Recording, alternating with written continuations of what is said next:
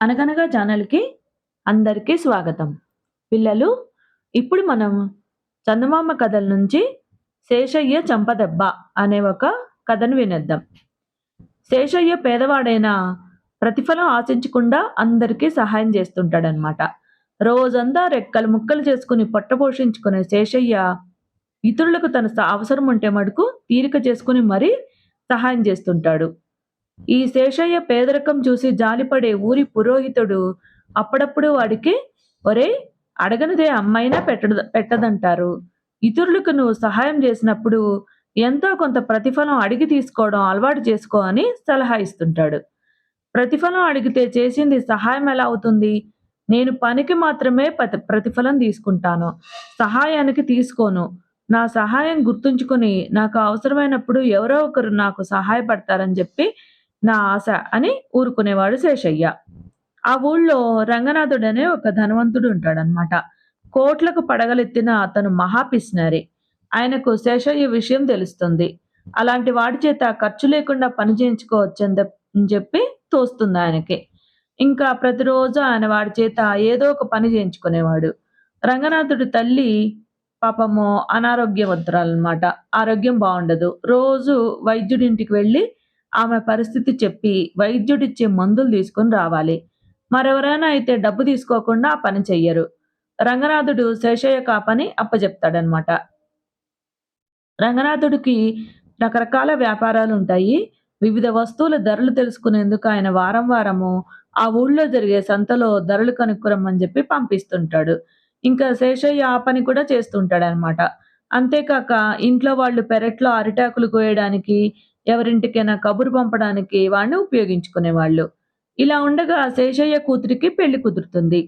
పెళ్లి ఖర్చులకు తన వద్ద ఉన్నది చాలక వాడు నలుగురిని గూడా సహాయం అడుగుతాడనమాట. కానీ ఫలితం లేకపోతుంది. అప్పుడు ఊరి పురోహితుడు వాడితో, "నీకు సహాయం జేయగల సత్తా మన ఊళ్ళో రంగనాథుడికి ఒక్కడికే ఉంది. పైగా ఆయన నీ చేత బోలెడు పనులు చేయించుకుంటున్నాడు. ఆయన్నడుగు" అని జెప్తాడు. శేషయ్య ఆ సాయంత్రమే రంగనాథుడి దగ్గరికెళ్ళి, "దండాలు బాబు! తమరి సహాయం కోరి వచ్చానని" జెప్పంటాడు. ఆ సమయంలో ఏవో ఖాతా పుస్తకాలు చూసుకుంటున్న రంగనాథుడు, సాయం అన్న మాట వింటూనే చప్పున తల పైకెత్తి, "సాయమా? ఎవరు నువ్వు?" అంటాడు. "అదేంటి బాబు! తమరు రోజూ నన్ను చూస్తూనే ఉంటారు గదా!" అంటూ శేషయ్య తను రోజూ చేసే సేవల వివరాలు చెప్తాడనమాట. "ఏమో ప్రతిరోజు నేను బోలెడు మందిని చూస్తుంటాను. నువ్వు మా అమ్మకు మందులు తెచ్చి ఇస్తున్నామని చెప్తున్నావు గదా! ఆవిడ నిన్ను గుర్తుపడుతుందేమో చూద్దాం" అంటూ రంగనాథుడు శేషయ్యను తల్లి దగ్గరికి తీసుకెళ్తాడనమాట. ఆవిడ శేషయ్యని ఎగాదిగా చూసి, "ఇతగాడిని చూసినట్టే అనిపిస్తుంది. ఒక రోజున మందులు తేవడం ససేమిరా తన వల్ల గాదన్నాడు. ఆ రోజు మందులు తెప్పించుకునేందుకు మనిషి దొరక్క చాలా ఇబ్బంది పడి, వీడిని నానా తిట్లు తిట్టుకున్నానని" జెప్పి అంటుందామె. "చూసావా! ఈవిడకి నువ్వు సహాయం చేశావో లేదో గాని ఇబ్బంది మాత్రం కలిగించావు" అని జెప్పంటాడు రంగనాథుడు. ఈ జరిగిన దానికి శేషయ్య దిగులు పడిపోయి ఇంటికి బయలుదేరతాడు. దారిలో పురోహితుడు ఎదురుపడి వాడి వాలకం చూసి, "ఏం జరిగింది?" అని జెప్పనడుగుతాడు.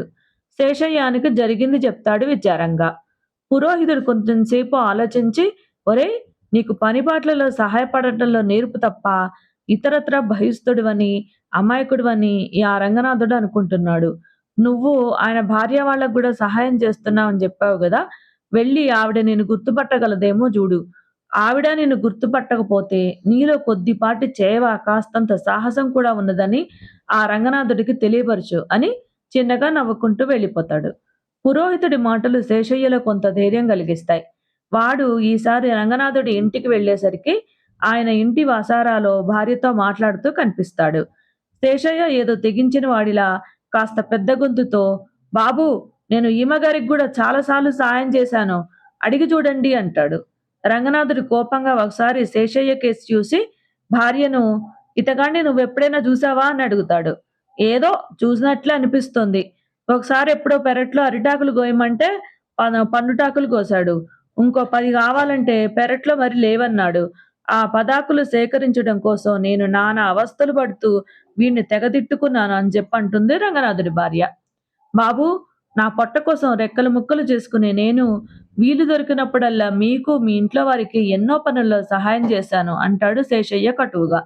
ఆ మాటలకు రంగనాథుడు నవ్వి, కలిగిన వాళ్లకు సహాయం జేయడంలో గౌరవం ఉంది. అందుకే నాలాంటి వాళ్లకు పనులు చేసి పెట్టడం కోసం ఎందరో పోటీ పడుతుంటారు. మా వంటి వాళ్ళు నిన్ను గుర్తుంచుకోవాలంటే నువ్వు చాలా గొప్ప పనైనా చేసుండాలి" అని జెప్పంటాడు. చేసిన దానికి నన్నెవరు మెచ్చుకోవాలనుకోలేదు గానీ, చేయనందుకు మాత్రం నన్ను బాగా తిట్టుకున్నారు. అందుకు నాకు బాధగా ఉంది అంటాడు శేషయ్య. ఇందుకే కడివెడు పాలను విరవడానికి ఒక్క ఉప్పురాయి జాలంటారు అన్నాడు రంగనాథుడు. పోనీలెండి బాబు, అదంతా ఎందుకు గాని, నా కూతురు పెళ్ళికి డబ్బు కావాలి. పెద్ద మనసు చేసుకుని నాకు డబ్బిచ్చి ఆదుకోండి.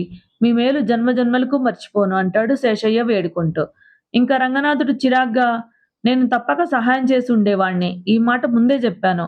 నువ్వెవరో నాకు తెలీదే మరి అంటాడు. ఇంకా ఆ జవాబుతో శేషయ్య విసిగిపోయి వెళ్ళిపోతూ ఆ రంగనాథుడిని సాచి చెంపదెబ్బ కొడతాడు. అనుకోకుండా జరిగిన దానికి రంగనాథుడు నివ్వెరపోయి చూస్తుండగా శేషయ్య అక్కడి నుంచి వెళ్ళిపోతాడనమాట. ఆనాటి వరకు రంగనాథుడు అలాంటి అవమానం ఎరగడు. ఆయన ఉక్రోషం పట్టలేక వెంటనే వెళ్లి గ్రామాధికారిని గలుసుకొని, శేషయ్య అనే పొగరుబోతు నన్ను చెంప మీద కొట్టాడు. వాడిని తగిన విధంగా శిక్షించకపోతే ఊళ్ళో క్రమశిక్షణ నశించి అరాచకం తలెత్తుతుందంటూ జరిగిన దానికి చిలవలు వలవలు చేసి ఇంక జెప్తాడనమాట. సంజాయిషీ అడగడానికి గ్రామాధికారి వెంటనే శేషయ్యకు కబురు పెడతాడు. అయితే కొంతసేపటికి అక్కడికి వచ్చిన పురోహితుడు ఒకవైపు కూతురి పెళ్లి దిగులు, మరోవైపు చలిజ్వరంతో శేషయ్య మంచం దిగలేకుండా ఉన్నాడు. జరిగిన సంగతి తమకు మనవి చేయమని చెప్పి నన్ను పంపించాడని చెప్తాడనమాట. ఏం చెప్పాడేమిటి అని అడుగుతాడు గ్రామాధికారి.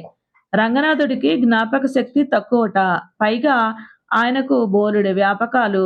కొందరు ఆయనకు సహాయం పడుతుంటారు. కొందరు ఆయన మీద చెయ్యి చేసుకుంటారు.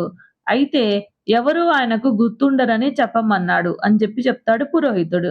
రంగనాథుడు కోపంతో వాడి పేరు శేషయ్య. వాడి కూతురికి పెళ్లి కుదిరింది. డబ్బు సాయం కావాలని చెప్పి నా దగ్గరకొచ్చాడు.